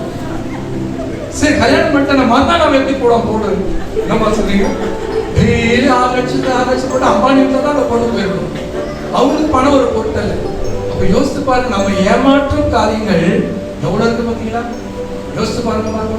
இன்னைக்கு யாருமே ஒரிஜினல் முடி ஆண்கள் பயன்படுத்தல, நிறைய பேர் ஞாபகம் வச்சுக்கணும். அழகா ஒரு கேப் மாதிரி போட்டு போறான், ஹெல்மெட் நாங்க போடுறோம் பாருங்க, போட்டு போறான், பார்த்து யாராவது ஏமாற சுட்டியா இருந்துச்சு. தேவ சித்தம் என்னன்னு பாருங்க. சபையில எங்க சபையில நான் பார்த்துருக்கேன், சில சபையில நான் க்ளோஸா இருக்கும்போது பார்த்துருக்கேன். மாசமா சொன்னாங்க, நிலப்படமா கல்யாணம் பண்ணிக்கோ, கருப்பு கூட கருப்பா இருக்கு அந்த பொண்ணு, ரொம்ப அழுத்த கருப்பு. அவன் கேட்டானா ரொம்ப, அவனுக்கு பாருங்க அடுத்த மாசமே கல்யாணம் ஆயிடுச்சு, அடுத்த வருஷமா குழந்தை பிறந்தது, அதுக்கு அடுத்த வருஷம் கவர்மெண்ட் வேலை கிடையாது. இதுக்கு தேடிக்கொண்டே 37 வயசு ஆகுது, 42. யாரும் நான் குறை சொல்லங்க, சில நேரத்துல குடும்ப பொறுப்பு நிறைவேற்றி தம்பிக்கு, அண்ணனுக்கு, அக்காக்கெல்லாம் கல்யாணம் பண்ணி தங்கச்சிங்க இன்னைக்கும் வாழ்க்கையில அப்படியே இருக்காங்க தியாகமா. நாமளால தப்பு சொல்ல, நான் சொல்ற அர்த்தம் உங்களுக்கு புரியும், சரிங்களா? இன்னைக்கு யோசித்து பாருங்களேன். எல்லாம் அதான் ஒருத்தர் சொன்னாரு, எப்படிப்பட்ட பொண்ணு வேணும் அப்படின்னா, அழகா இருக்கணும், சுட்ட முடி இருக்கணும், மூக்கு பூரா இருக்கணும், 1.5 லட்சம் ரூபாய் சம்பாதிக்கணும், அடக்க உடக்கமா இருக்கணும். அவர் சொன்னாரு, சாரி நீ கேட்கிற அந்த பேக்கேஜ்ல அது வராது, ஒரே மட்டும் ஓரவே கூடாது, சரியா? 1.5 லட்சம் இல்லைன்னா அடக்க இருக்கலாம், ஒருவேளை அழகா இருக்கும், கொஞ்சம் சம்பாதிக்கணும் கேட்கும், நீ சொல்றதுலாம் அடங்கி போயிடுமா அது, சரியா? ஏதாவது இருக்கும். இப்படிலாம் அநியாயமா ஜெபகுறிப்பு கொடுக்கூடாது, தேவ சித்தத்துக்கு ஒப்புக்கொடுங்க. தேவ சித்தத்துக்கு எத்தனையோ பரிசுத்தம். நான் பழகிறேன், நான் ரெகுலரா போற சர்ச்சில் பாக்குறேன், இந்த பாஸ்டர் அவ்வளோ கலரா இருப்பாரு, அந்த பாஸ்டர் அம்மா அவ்வளோ கலரா இருப்பாங்க. சில இடத்துல பாத்தீங்கன்னா அந்த ஆப்போசிட்டா இருக்கும். அவங்க எல்லாம் நீ ஊழியம் செய்யலையா, அவங்க எல்லாம் வாழலையா, அவங்களும் ஒரு தெய்வீகமான ஒரு நல்ல ஒரு ரட்சிப்புக்குரிய விதத்துல பிள்ளைகளை வளர்த்து தேவசத்தை நிறைவேற்றலையா? ஜாக்கிரதை. இன்னைக்கு கண்டதே காட்சி கொண்டதே கோலன்னு அவங்க பெரியவங்க அப்படிதான் போயிட்டு இருக்கு. நிறைய பேர் பாஸ்டர் நம்புறது இல்ல, அப்பா அம்மா நம்புறது இல்ல, பெரியவங்களை கேட்கறது இல்ல. ஏங்க பெரியவங்க வேணும்? அவங்க எத்தனை குடியில விழுந்து எழுதாங்க அவங்களுக்கு தெரியும், எத்தனை காதல அவங்க போயிருக்கு அவங்களுக்கு தெரியும். உனக்கு படிப்பு இருக்கலாம், உனக்கு நிறைய உலக பிரகாரம் அறிவில் நீ பெருத்திருக்கலாம், ஆனா அவங்களுக்கு உலகத்தை விழுந்து எழுந்த ஞானத்தை கத்தல் கொடுத்திருக்காங்க. அப்போ ஞானத்தின் ஊற்றாகி இயேசுவிடத்துல நான் குடும்பமாய் நமக்கு பிடிச்ச காரியமா இருக்கலாம், நல்ல காரியமா நமக்கு தோணலாம். அந்த பையனும் அந்த பொண்ணு கெட்டவங்க நான் சொல்ல வரல, உங்களுக்கு ஏற்றவர்களா, உங்களுக்கு ஏற்றவர்களா? அப்போ நீங்கள் குடும்பத்துக்காக எடுக்கிற நல்ல விஷயங்களை கூட இன்றைக்கு தேவ சித்தத்துக்கு ஜெபம் பண்ணுங்க. ஆண்டவருடைய ஊழியத்துக்கு வரும்போது நாங்க பைபிள் சொல்லுவோம், தேவ சித்தத்தை முதலுக்கு. ரெண்டு இடத்துல பிரசங்கம் பண்ண கூப்பிட்டாங்க, சங்கீத வாசிக்க சொல்றாங்க. ஆனா இப்போ திடீர்னு ஒரு இடத்துல போனா, என் சர்ச்சில் ஒரு தம்பிக்கு வந்து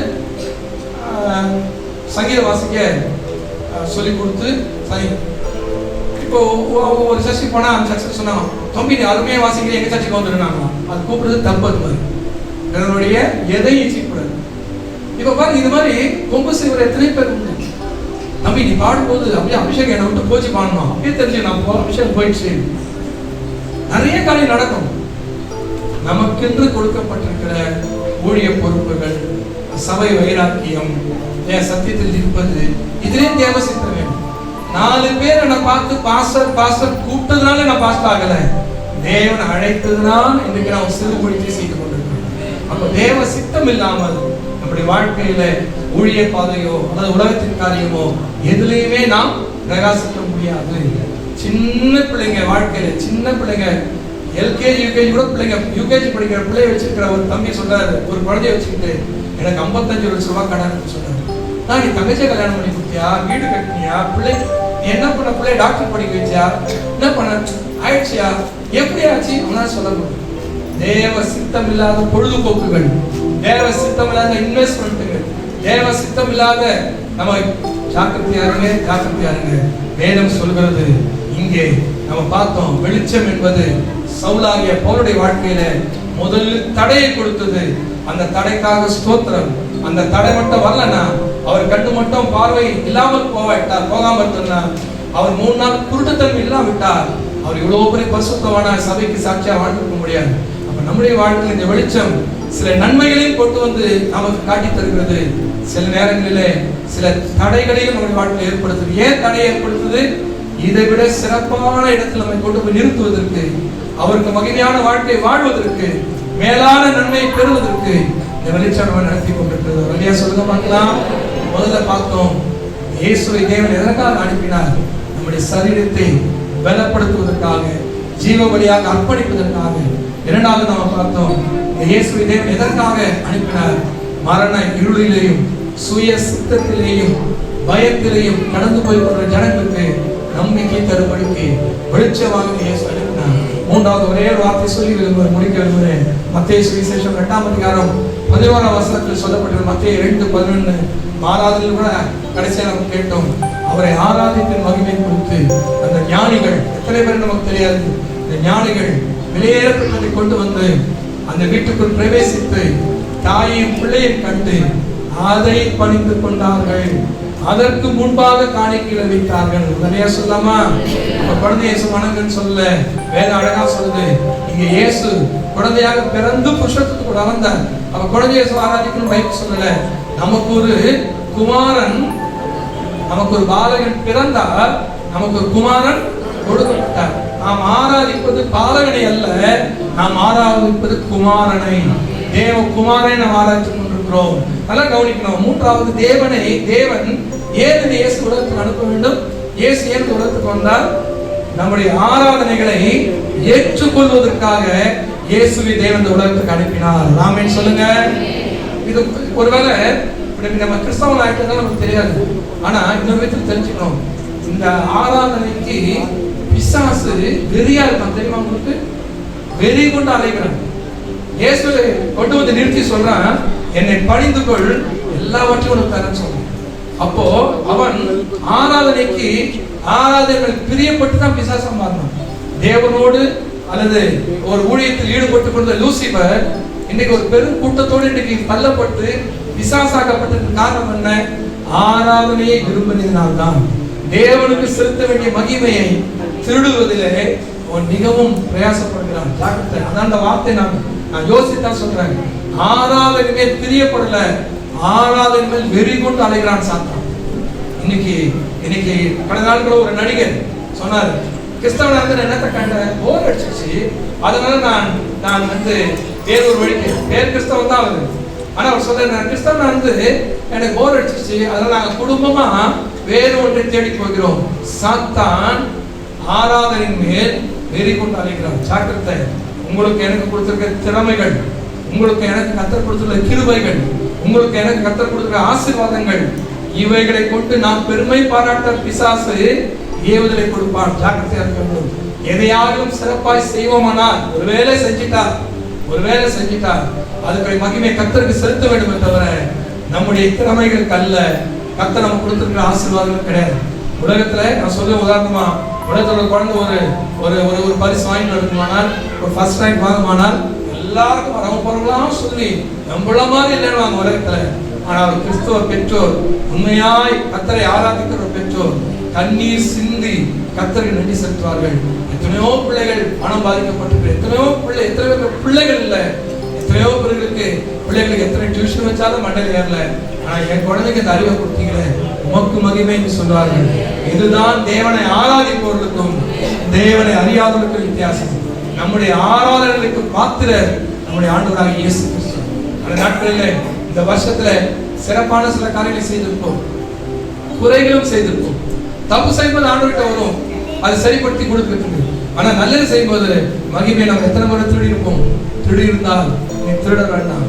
ஆண்டவர் ஒரு வீட்டுல சொன்னாங்க, நீங்க காஃபி சாப்பிட்டீங்களா? ஆமாங்க சாப்பிட்டோம். காஃபின்னு அவங்க சொன்ன பிறகுதான் தெரிஞ்சு நாங்க சாப்பிட்டோம். ஆனா அந்த அம்மா சொல்றாங்க, நல்லா இருந்ததா? கரெக்டா சொல்ல முடியும். வீட்டுக்கு போவோம், நல்லா தான் இருந்துன்னு சொல்லணும். உங்க வீட்டுக்கு நான் வந்தேன்னா கூட பாஸ்ட் கூட நான் தான் அந்த டீ நல்லா தான் சொல்லுவேன். இங்க ஐயா ஒரு டீ கொடுப்பாரு, அந்த டீ உண்மையில நல்லா இருக்கும். நல்லா இருக்கு, டீ நல்லா இருக்குன்னு சொல்லணும். சில இதுல நல்லா இருக்கிறத கூட கேட்டேன்னா சொல்லணும், நம்ம நல்லா இருந்தா சொல்லணும். உடனே அந்த அம்மா சொல்லுது, எங்க வீட்டுக்காரர் சொல்லவே மாட்டாரு. எப்படி சொல்லுவாரு? மத்து போச்சு அவரு. அது டீயா, அது காஃபியா, என்னென்னோ. நான் ஒரு முறை சொல்லியிருப்பேன், கொஞ்சம் வருஷத்துக்கு முன்னாடி ஒரு வீட்டுக்கு போனோம். அந்த அம்மா சொல்லுது, என்னன்னு கண்டுபிடிங்க, டீயா காஃபி இருந்துச்சு. கண்டுபிடிக்க முடியல, யோசிச்சிட்டே இருந்தோம். அப்புறம் அந்த அம்மா சொல்லுது, இது இஞ்சி காஃபி இருந்துச்சு. இஞ்சில காஃபி போட்டு உலகத்துல முதல் தமிழ்ச்சி அந்த அம்மா தான். நாங்க என்ன சொல்லிருப்போம் நினைக்கிறீங்க? நல்லா இருக்கு. நம்ம கூட அவங்க பாஸ்ட் முதிட்டு நல்லா இருந்துச்சு சார், அருமையா இருக்கு. அவங்க வீட்டுல அப்படியே பாருங்க, அடப்பாங்க என்ன காப்பாத்து நம்ம ஏதாவது ஒண்ணு நல்லா இருக்கா, நல்லா இருக்கா, நல்லா இருக்கா, நல்லா இருக்கா, இதுதான் சரிங்க. நம்ம நல்லா இல்லாம இல்லை, சரிங்களா? நம்ம பெருமைக்கத்தக்க அதிசயமா தான் ஆண்டவர் உண்டாக்கி இருந்தாங்க. ஆனா மகிமை கர்த்தருக்கு செலுத்தணுமா? நம்முடைய ஆராதனைகளுக்கு பாத்திர கர்த்தர். ஞாபகம் வச்சுக்கோங்க. உலகத்துல தெய்வம் அல்லாதவர்களுக்கு முன்பாக கூட சட்ட கைட்டி தன்னை எவ்வளவு சிறுமைப்படுத்துறோம், சிறுமைப்படுத்தி விழுந்து வாரி தன்னை தாழ்த்து கொள்றான். ஆனா ஆண்டவர் ஆராதிக்க பாருங்க எவ்வளவு அழகா சர்ச்சி, ஏசி, சேர், நம்ம ட்ரெஸ், நம்ம வீடு இவ்வளோ. ஆனா உள்ளத்தில் அது முடி போனா நான் சொல்ல வரல. இப்போ நம்மளுக்கு எல்லாம் சேர் வந்துச்சு. ஆனா உள்ளத்தில் அளவிலாகிலும் நம்ம தாழ்த்துகிறோமா? அந்த ஆராதனையை கர்த்தர் நம்முடைய வாழ்க்கையை எதிர்பார்க்கிறார். நாமே சொல்லுங்க பார்க்கலாம். அப்ப வேதம் சொல்லுகிற நம்முடைய ஆராதனைகளை ஏற்றுக்கொள்ள. மத்திய 4:8-9 பிசாசு ஆராதனைக்கு அழைத்து கொண்டிருக்கிறான். மத்திய 2:8 ஏரோது ஒரு பொய்யான ஆராதனையை ஏற்படுத்துகிறான். அவரை கண்டால் சொல்லுங்கள், நாங்களும் என்ன பண்றோம்? பொய்யான ஆராதனைகள் உண்டு. அந்த ஆராதனை போய் பார்த்தீங்கன்னா அந்த பிரசங்கியார் பேசுற பேச்சும், அந்த பாட்டு பாடுறவங்களும், அங்க நடக்கிற எல்லாமே பார்த்தீங்கன்னா எல்லாமே அவங்களுக்கு மகிமை தான்.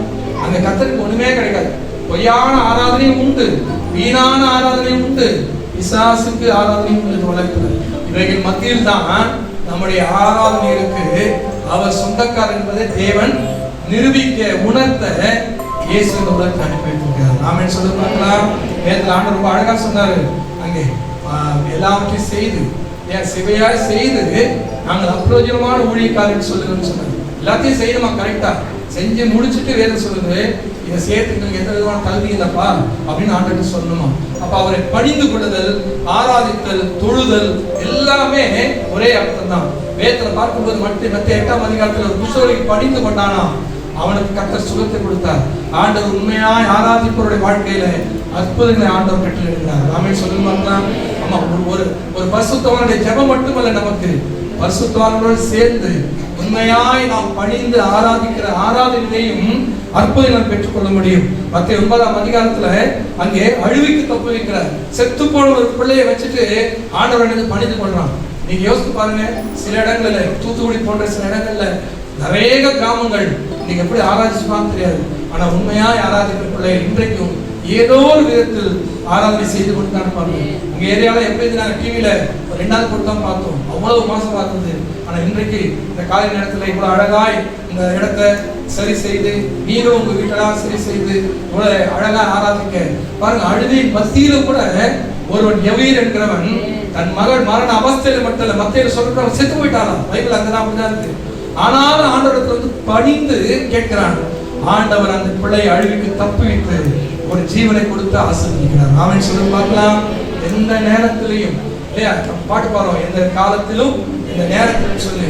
சில நேரங்களில சென்னையில வசிக்கிற நாம அந்த பாட்டை உணர்ந்து பாடக்கூடிய சூழல் தான் இருக்கிறோம்.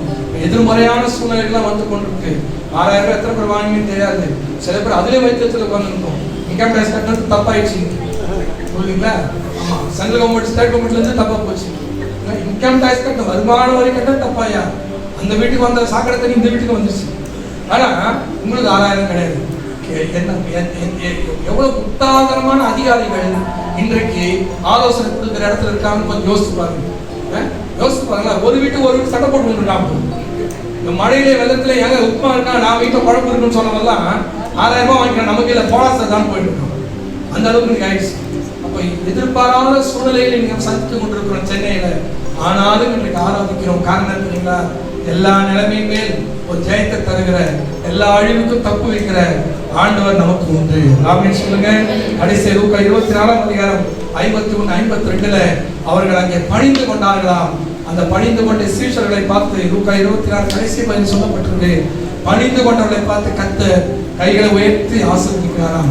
எதை இந்த வருடத்தில் இழந்து வந்திருந்தாலும் சரி, எது இல்லாமல் இன்றைக்கு நீ வந்திருந்தாலும் சரி, அவருடைய கரத்தில் திரளான ஆசீர்வாதங்கள் உண்டு. அந்த கரம் நமக்கு நேரம் நீட்டப்பட வேண்டுமானால், இப்ப எது இல்லாம வந்திருந்தாலும் சரி, எதை இழந்து தாண்டில வந்திருந்தாலும் சரி, இப்ப வந்த நிலைமையில அப்படியே நாம் கர்த்தரை ஆராதிப்போமானால், அவருக்கு முன்பாக நம்ம இன்னும் தாழ்த்தி நாம் அவர் சமூகத்திலே அவரை நேசிப்போமானால், நிச்சயமா வரக்கூடிய நாட்கள்ல இன்னைக்கு நம்ம கையில அந்த ஆசீர்வாதம் இல்ல. மருத்துவர் சொல்லலாம் உனக்கு நடக்காதுன்னு சொல்லி, அவர் கையில இருக்கு. அவர் என்னோட பார்த்து சொன்னாரா இது உனக்கு கிடைக்காது, இது நடக்காது, நீ யோசிக்காதே, ஆசைப்படாதன்னு சொன்னாரா? அவர் கையில் அந்த ஆசீர்வாதம் உண்டு. அந்த ஆசீர்வாதங்களோடு இன்றைக்கு நம்ம எடுப்போம் வல்லமையுள்ள தேவனாய் இருக்கிறார். அதே கண்களை மூடுவோம், ஆண்டவர் நோக்கி நாம் பார்ப்போம். நாம் கொண்டாடுகிற கிறிஸ்துமஸ் ஒரு ஆவிக்குரிய கிறிஸ்துமஸ். நாம் கிறிஸ்துவின் பிறப்பை ஒரு ஆவிக்குரியதை கொண்டாடுகிறோம். நல்ல உணவை, நல்ல உடையை, நல்ல அலங்கரிப்பு வேண்டாம் நான் சொல்லல. நான் இயேசு பிறந்திருக்கிறார். செத்து போனவெல்லாம் வாழ்க்கன்னு சொல்லல. உலகத்துல நம் ஆண்டவர் வாழ்ந்து கொண்டிருக்கிறார். ஆனா அதே நேரத்துல வெறும் கொண்டாட்டம் அல்ல, யோசியுங்கள். மரண இருளில் நீங்கள் போய்கொண்டிருக்கிற இயேசு இல்லாத வாழ்க்கையை வாழக்கூடிய ஒருத்தர் இருந்தாலும் சரி, தயவே ஆண்டவருக்கு ஒப்பு கொடுங்க, ஞானஸ்தானத்தை பெற்றுக் கொள்ளுங்க. இந்த ஆவிக்குரிய சபையில் தொடர்ந்து பங்கு பெறுங்க. உங்கள் வாழ்க்கையில் இருக்கிற மரண இருள் வெளிச்சமாய் மாறும். ஆசீர்வாதத்தை தேடி நீ அங்கெங்க ஓடுறது போதும், உங்களை தேடி ஆசீர்வாதம் உங்க பக்கத்தில் இருக்கிற ஆசீர்வாதத்தை கண்டுகொள்ள ஆண்டவர் உதவி செய்வார். சித்தம் தெரியாம வாழ்க்கையை பாழாக்கி கொள்ள வேண்டாம். நீங்க படிச்சதும் உங்களுடைய அறிவும் உங்களுடைய சில திறமைகள், பாரம்பரியங்கள் தேவ சித்தத்தை தேவசத்துக்கு வெளியே போய் நஷ்டத்தை பெறுவதற்கு அல்ல. எல்லா நேரத்திலையும் ஆண்டவரை கேளுங்க. இது நாம் இருக்கிற ஆண்டவரே, உங்க சித்தம் என்ன ஆண்டவரே, உங்க சித்தம் என்ன ஆண்டவரே, எல்லா வாயத்தையும் ஜெபம் பண்ணுவோமா? ஆண்டவரே, இந்த கிறிஸ்துவின் பிறப்பினாலே இந்த வெளிச்சத்தை எங்கள் வாழ்க்கையை காண உதவி செய்கிறாங்க.